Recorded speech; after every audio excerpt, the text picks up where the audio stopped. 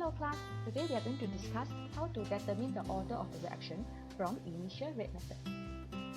Basically, there are three main steps. First is to use a concentration measurement to find the initial rate.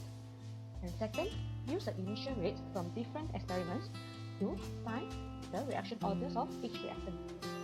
Third, after we have found the reaction orders, we can use this value to calculate the rate constant. By using the example below, we are going to determine the rate law and calculate the rate constant. So the reaction happened between chlorine gas and chlorine dioxide. And the information given is a concentration of each reactant and the initial rate different experiment.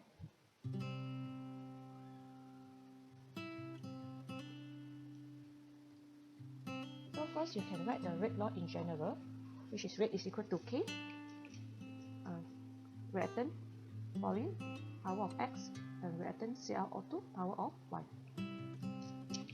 Because I didn't know what's the order of the action, so I write as X and Y, and now I'm going to find what is the order of X and Y. So to find the order of reactions, we can compare between two experiments. So now I have three experiments. So if you want to find the order of reaction for chlorine gas, you have to make sure when you are comparing the experiment, the concentration of ClO2 is constant. So for example, if I want to find the reaction order for chlorine gas, I have to make sure the concentration of ClO2 is constant. So it will be between experiment 1 and 3. Okay, it will be between experiment 1 and 3.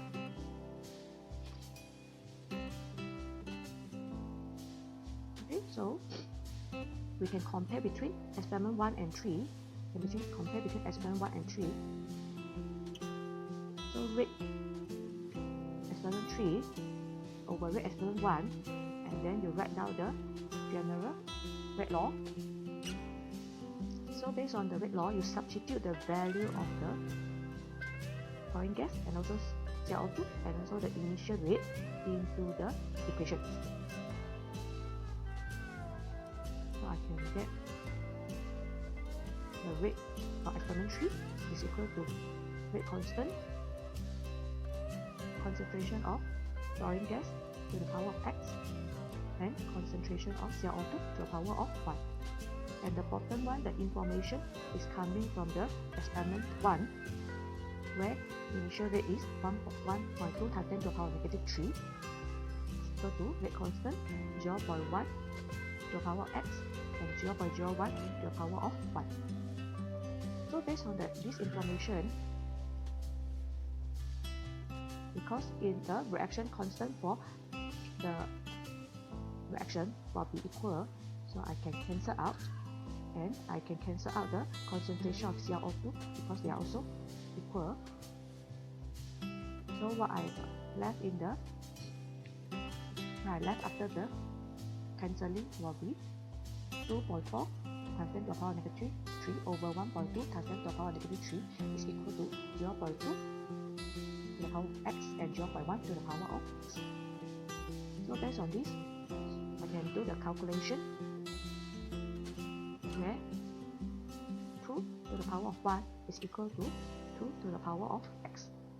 So by comparing the exponent, the exponent X with the 1, so I will say X is first order. Okay, X is equal to 1, so it is first order in my chlorine gas. So when I want to next I want to calculate the order of reactions for ClO2. So means that the concentration of F2 must be constant. Okay, so from here we can compare experiment 1 and 2 because the value for F2 is constant. So we can compare between experiment 1 and 2. So I can write rate 2 over rate 1 is equal to the formula, and then I substitute the value from experiment 2 and 1 into the formula, into the rate law. And then the next step is I cancel off the equal number. I can cancel off k and also 0.1.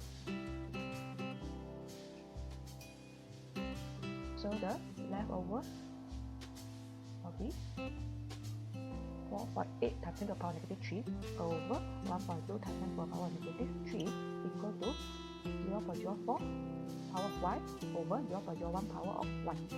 So you do the calculation. Okay, you take 4.8 times 10 to the power negative 3 divided by 1.2 times 10 to the power negative 3. You will get 4, and 0.01 divided by 0.04 divided by 0.01, you will also get 4. So based on the comparison, the value of y is equal to 1. So it is first order in sequence. So now I have found the reaction order for each of the reactant, chlorine gas and also chlorine dioxide. So I can rewrite the rate law as rate is equal to K, concentration of chlorine gas to the power of 1 and concentration of chlorine dioxide to the power of 1. So the next step to find the rate constant K, we can use any experiment data to find our K. So for example here I'm using the data for experiment 1. So I just substitute the initial rate for experiment 1 and also the concentration of chlorine gas and also chlorine dioxide from experiment 1. So I substitute the value into the rate law, and from there I do the calculation to find the value of K. So K is equal to 1.2 .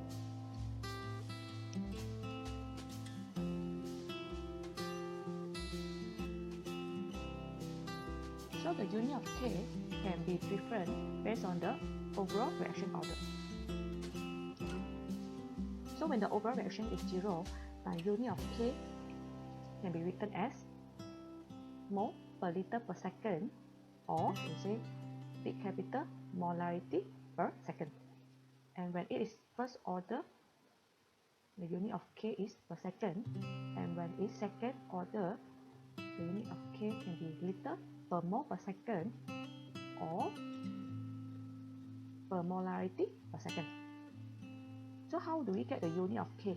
This one we can show by using the rate law.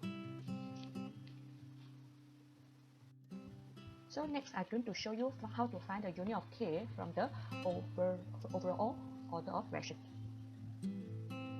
So for example, to find the unit of K for second order reaction, so the rate law for second order reaction can be written as rate is equal to K greater A to the power of 2. And the next step is substitute the unit of rate and the concentration. So unit of rate is molarity per second and concentration is molarity. So to find the unit of K, I can rearrange this molarity to the other side. So K is equal to molarity per second per m to the power of 2. And I can cancel off my m. So K is equal to molarity per second. If you like my videos, please click like, share and subscribe to Madam Bye Bye channel. Thank you.